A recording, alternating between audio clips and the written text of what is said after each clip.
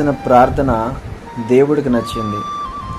మరి నీ ప్రార్థన దేవుడికి నచ్చిందా? లేదంటే నీ ప్రార్థన దేవుడు అంగీకరించాడా? సుంకరి చేసిన ప్రార్థనలో యథార్థత ఉంది. సుంకరి హృదయం యథార్థమైన హృదయం. సుంకరి యొక్క హృదయం విరిగి నలిగిన హృదయం. సుంకరి యొక్క హృదయం ప్రభువు కోరుకునే హృదయం.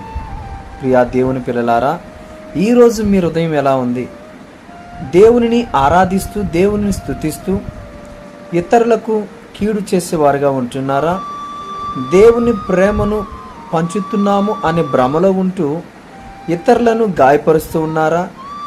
అక్రమముగా ఇతరులు సంపాదనను ఆర్జిస్తూ ఉన్నారా?